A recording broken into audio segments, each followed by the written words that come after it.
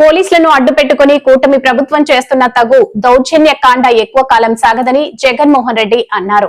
చంద్రబాబు మెప్పు కోసం పోలీసులు ఇష్టం వచ్చినట్లు చేయకండి, ఎల్లకాలం ఈ ప్రభుత్వం ఉండదు అని ఇప్పటికైనా పోలీసులు మారండి అని జగన్ హెచ్చరించారు.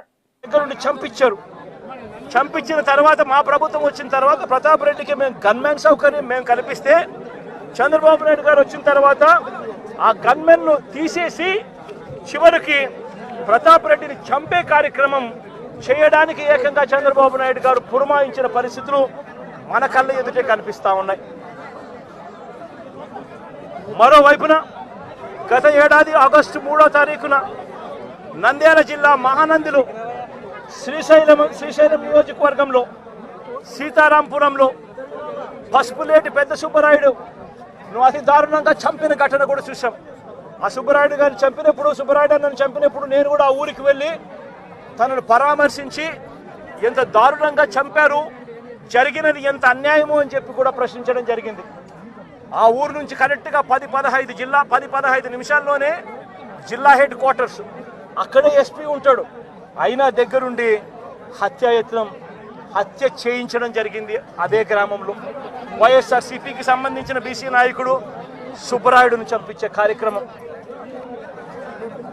ఆశ్చర్యం ఏమిటంటే సుబ్బరాయుడు కుటుంబ సభ్యులు పోలీసులకు ఫోన్ చేసి 2-3 గంటల కిందట కూడా ఫోన్ చేసి ఊరిలో ఘటన జరగబోతా ఉంది, బయట నుంచి వ్యక్తులందరూ కూడా మోహరించినారు అని చెప్పినా కూడా కనీసం వచ్చి కాపాడే ప్రయత్నం కూడా జరగల. గత ఏడాది జూలై 23వ తారీఖున పల్నాడు జిల్లా పెదకూరుపాడులో కొసూరులో వైఎస్ఆర్సీపీ నాయకుడు ఈద సాంబిరెడ్డిని కూడా ఇనుప రాడ్లతో దారి కాచి రోడ్డులో కారు ఆపి కొట్టి చనిపోయాడని చెప్పి వదిలేసి వెళ్ళిపోయిన ఘటన.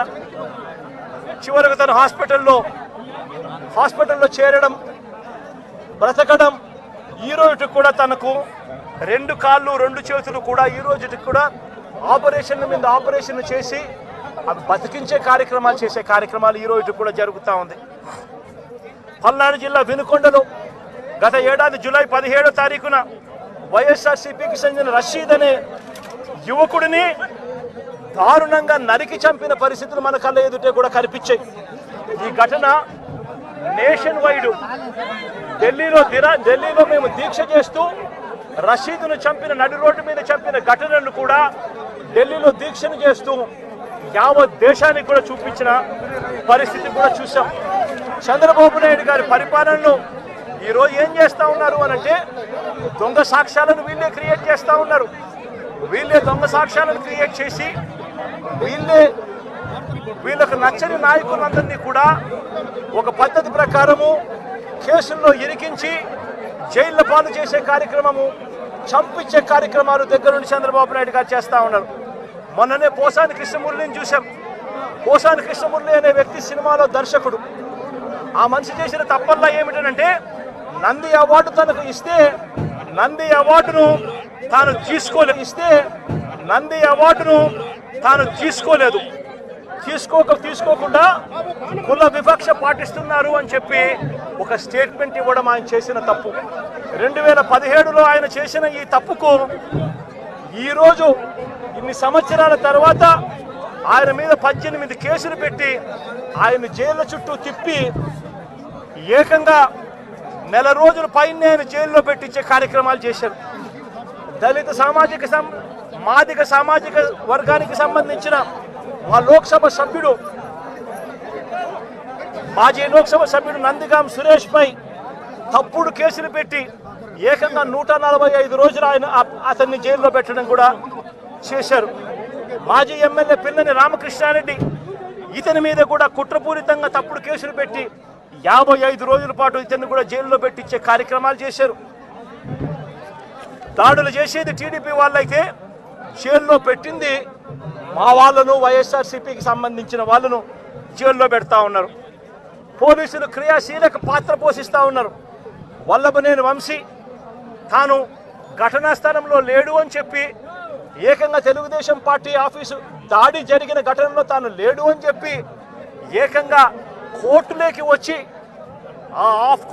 వచ్చి తెలుగుదేశం పార్టీకి సంబంధించిన వ్యక్తి పనిచేస్తూ ఉన్న వ్యక్తి కోర్టు 18 సార్లు ఆయనకు వాయిదాలు పిలిస్తే 18వ తారీఖు రాని తప్పని పరిస్థితిలో పోలీసులే తనను ప్రవేశపెడితే కోర్టు ముందర తానే వంశీ అనేవాడు అక్కడ లేనే లేడు అని చెప్పిన తర్వాత కూడా వంశీని అదే కేసులో ఇరికిచ్చి అదే కేసులో వంశీని ఇబ్బంది పెడుతూ ఇప్పటికి 50 రోజుల నుంచి వంశీని కూడా జైల్లో పెట్టించే కార్యక్రమాలు చేశారు. ఇలా రాష్ట్రం మొత్తం మీద రెడ్ బుక్ పరిపాలన సాగిస్తా ఉన్నారు. ఇదే చంద్రబాబు నాయుడు గారిని అడుగుతాను, అయ్యా చంద్రబాబు, ప్రజల్లో ఏదైనా కూడా మంచి పేరు తెచ్చుకొని రాజకీయాలు చేయడం నేర్చుకోండి. మీరు సూపర్ 6 ఎందుకు అమలు చేయడం లేదు అని చెప్పి ఈరోజు ప్రజలు గట్టిగా నిలదీస్తా ఉన్నారు. సూపర్ 7 హామీలను ఎందుకు అమలు చేయడం లేదు అని ప్రజలు మిమ్మల్ని గట్టిగా ప్రశ్నిస్తా ఉన్నారు. ఇలాంటి ప్రశ్నించే సమయంలో ప్రజల గొంతు